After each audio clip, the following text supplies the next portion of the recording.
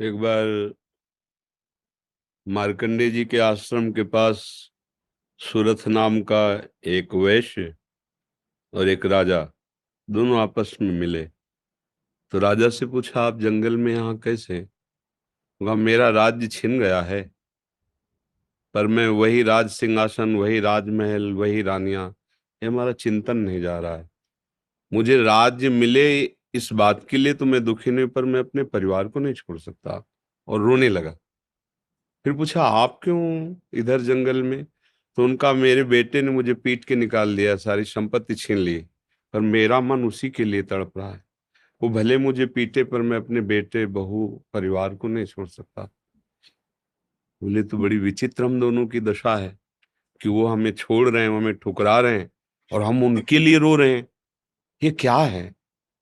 तो राजा ने कहा, पास में मार्कंडे जी का आश्रम है, हम लोग उन महापुरुष के पास चलते हैं और अपना निवेदन करते हैं।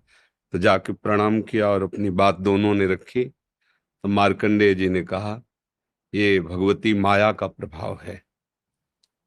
अगर भगवान की ऐसी प्रचंड माया ना हो तो सब परमानंद में मगन हो जाएं। ये माया ही, वो हमें धोखा दे, वो हमें ठुकराए, पर हमारा मोह, हमारी ममता उससे बिलग नहीं होती है। अब उससे हटने का एक ही उपाय है, साधन को हरिभजन है, कै सत्संग सहाय।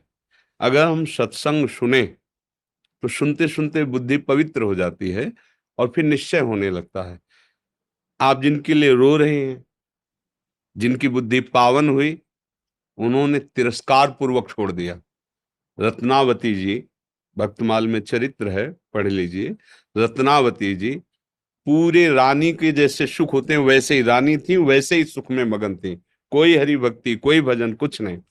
और राजा भी अत्यंत प्यार करते थे। पर दासी, वो वृंदावन आती थी और संतों का संग करती थी, सत्संग।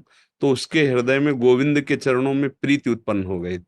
वो रानी के कभी पैर दबा रही होती तो एकदम बोल पड़ती, हा कुंज बिहारी, हा गोविंद। तो रानी सावधान होकर देखती, तू रहती तो मेरे संग है, मेरी निजी दासी, अंग सेवी। ये कौन है कुंज बिहारी, कौन है गोविंद? किससे तू प्यार करती है? आज तक मुझे नहीं बताया। हमारे यहाँ की दासियां तो आजीवन समर्पित अंग सेवी होती हैं, ये क्या? तो मुस्कुरा दी, बोली, महारानी आप अन्यथा मत समझना, ये कोई व्यक्ति नहीं हम जिससे प्यार करते हैं।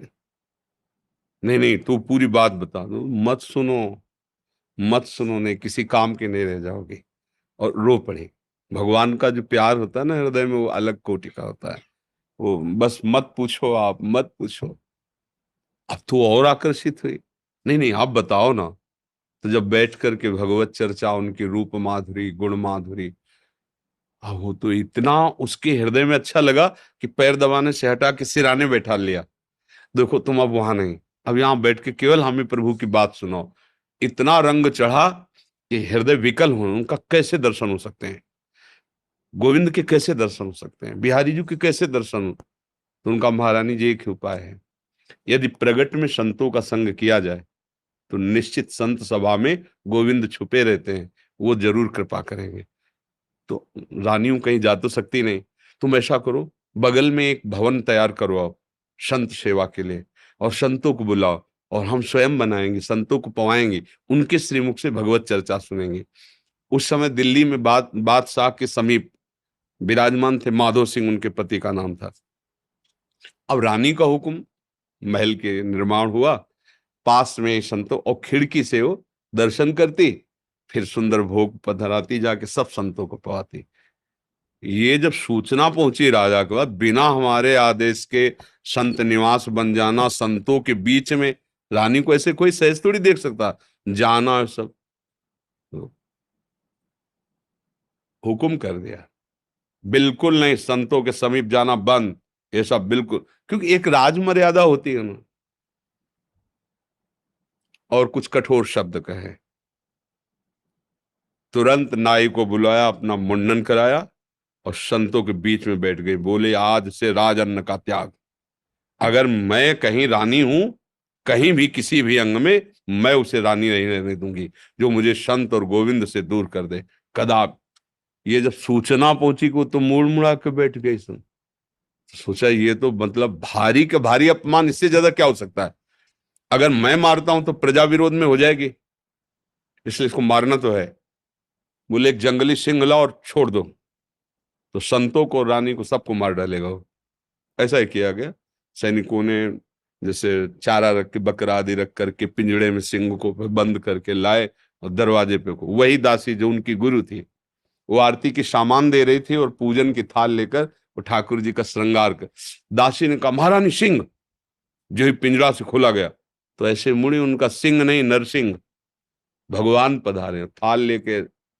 सिंह ऐसे जैसे कोई गाय ना, सीधी गाय हो ऐसे करो, तिलक लगाया, आरती की, प्रणाम किया, ऐसे सब देखते रह गए। फिर लौटा सिंह को मारी छलांग, तो जो ऊपर बालकनियों में खड़े देख रहे थे ना मान सिंह के आदमी, फाड़ के फेंक दिया और गुर्राता हुआ भाग गया। अगर हम अपनी भक्ति के रंग में आ जाए तो फिर हमारा ये माया मोह संसार नष्ट हो सकता है, अन्यथा हमारे शब्द तो जरूर अच्छे नहीं लगेंगे, पर सही पूछो तो कृपा है जो असलियत का पता चल रहा है। यहाँ कोई किसी से प्यार नहीं करता। अपने सुख स्वार्थ की जब तक पूर्ति लगती है, हमारा मन जब तक राजी है, तब तक हमें आपको प्यारे कहते हैं, अपना प्यारा बना लेते हैं। और जब हमारा मन कहीं और राजी हो गया तो आपकी तरफ देखते नहीं। संसार का ये स्वरूप, पर मेरे प्रभु का ऐसा स्वरूप नहीं है।